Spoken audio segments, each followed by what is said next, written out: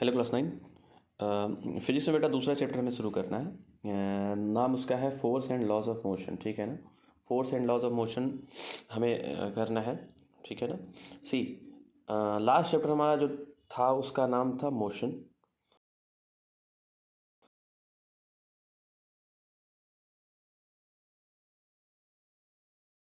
करने के लिए, मोशन होने के लिए, या जब मोशन होता है तो कुछ लॉज ऑटोमेटिकली फॉलो होते हैं, या हाँ ऑटोमेटिकली फॉलो होते हैं, वही लॉज हमें देखना है। और जब भी मोशन होगा there is a requirement of force for that motion, है ना। there is a requirement of force for that motion. So all topics या all terminologies are interlinked to each other. हमने मोशन पढ़ लिया है, मोशन के बाद उसके लॉज और हाउ फोर्स इज नेसेसरी, या how force is how force plays an important role in the motion, या मोशन में कैसे वो इम्पॉर्टेंट रोल प्ले करता है उसको देखेंगे। लाइन बाय लाइन देखते हैं। कोई डाउट होगा तो यू कैन व्हाट्सअप, है ना। चलिए देखते हैं। देखिए यहीं चैप्टर की शुरुआत में ही है, चैप्टर की शुरुआत में ही इन द प्रीवियस चैप्टर जो हमने डिस्कस किया ना। In the previous chapter we describe the motion of an object along a straight line in terms of its position, है ना, velocity and acceleration. Straight line motion हमने देखा था, class में भी डिस्कस किया था हमने और ऑनलाइन मोड में भी हो गया, है ना, कि स्ट्रेट लाइन मोशन में कैसे हम पोजीशन, वेलोसिटी और एक्सेलरेशन को डिस्क्राइब करते हैं, ठीक है ना। We saw that such a motion can be uniform और नॉन यूनिफॉर्म। वो यूनिफॉर्म भी हो सकता है और नॉन यूनिफॉर्म हो सकता है। कौन सा मोशन? जो स्ट्रेट लाइन में था। We have not yet discovered what causes the motion. हमने ये देखा ही नहीं कि मतलब किस वजह से मोशन होता है, वही जिस चीज़ की रिक्वायरमेंट है वो हम देखेंगे आगे। Why does the speed of an object change with time? Speed अगर किसी ऑब्जेक्ट का चेंज हो रहा है टाइम के साथ साथ, why, what are the reasons, है ना। Do all motions require a cause? सारे मोशन में एक कॉज चाहिए, obviously yes. If so what is the nature of this cause? अगर ऐसा है तो उस कॉज का नेचर क्या होगा? हाँ, in this chapter will shall make an attempt to quench all such queries. इस चैप्टर में जो हमने अभी क्वेरीज हमारे दिमाग में उठ रही हैं, इन सारे क्वेरीज का आंसर देखेंगे, ठीक है ना। सी, for many centuries, the problem of motion and its causes had puzzled scientists and philosophers. Okay, बहुत 100 सालों से मोशन और उसके कॉज साइंटिस्ट और फिलोसफर्स को परेशान करते रहे, पजल्ड करते रहे, ठीक है ना। A ball on the ground when given a small hit does not move forever. हमेशा मूव नहीं करता वो, अगर थोड़ा सा किक हिट दे दिया जाए उसको। Such observation suggest that rest is the natural state of an object. ये बताता है कि रेस्ट वाली जो पोजीशन होगी वो नेचुरल स्टेट होती है किसी भी ऑब्जेक्ट की। हाँ, this remain the belief until Galileo and Isaac Newton developed an entirely different approach to understand motion. ये तब तक था ये कि रेस्ट वाला कॉन्सेप्ट, या जो भी ऊपर अभी हमने देखा कि नेचुरल स्टेट है, ये तब तक था ये कॉन्सेप्ट जब तक इन्होंने नया अप्रोच डेवलप नहीं किया कि इन्होंने Galileo and Isaac Newton. Okay, Isaac Newton, है ना। सी, यहाँ देखिए एक बार। The trolley moves along the direction we push it. जिधर हम पुश करेंगे फोर्स के डायरेक्शन में ये मूव कर रहा है, ठीक है ना।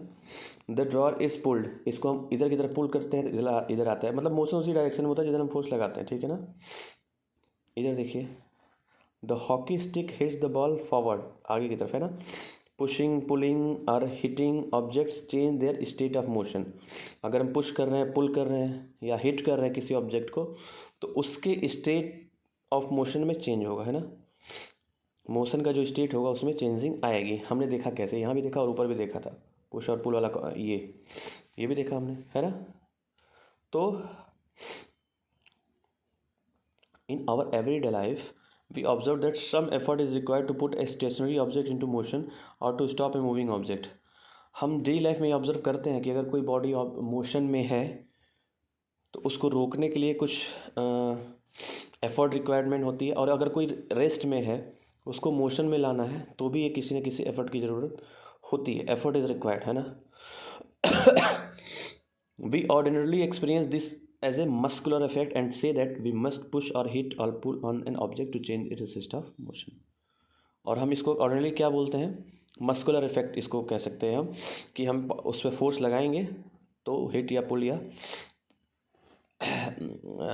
हिट पुल या पुश किया जा सकता है किसी ऑब्जेक्ट को मोशन में लाने के लिए या स्टेट ऑफ मोशन को चेंज करने के लिए। The concept of force is based on this push hit और पुल। जो फोर्स का कॉन्सेप्ट है इसी फोर्स पुश हिट और पुल के हिसाब से, ठीक है ना। Let us now ponder about a force, ठीक है ना। देखते हैं क्या है। What is it in fact no one has seen tasted और फेल्ट ए फोर्स। कोई नहीं देख सका ना कुछ में फील, मतलब कुछ भी नहीं है उसका ऐसे अस्तित्व अगर देखा जाए फिजिकली, देयर इज नो, है ना। However we always see और feel the effect of a force. हम इसका क्या देखते हैं, प्रभाव देखते हैं डायरेक्टली। धक्का देना, फोर्स लगाया हमने, सामने वाला गिरा, is a effect of force ना। We didn't see force, we don't see force, हम देखते ही नहीं है।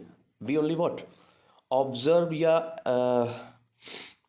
Experience the effect of force, है ना, अनुभव करते हैं उसका, ठीक है ना।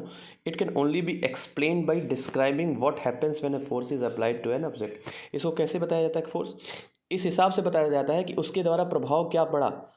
अगर हमने फोर्स अप्लाई किया तो ऑब्जेक्ट के की पोजीशन में या उसके motion of state of motion में क्या चेंज आए, उस हिसाब से हम फोर्स को फिर डिस्क्राइब करते हैं। Okay, pushing, hitting, pulling of object are all ways of bringing object in motion, we know, है ना।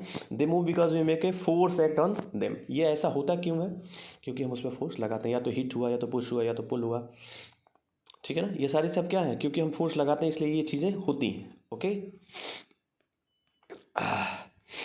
चलिए। From your studies in earlier classes, you are also familiar with the fact that a force can be used to change the magnitude of velocity of an object.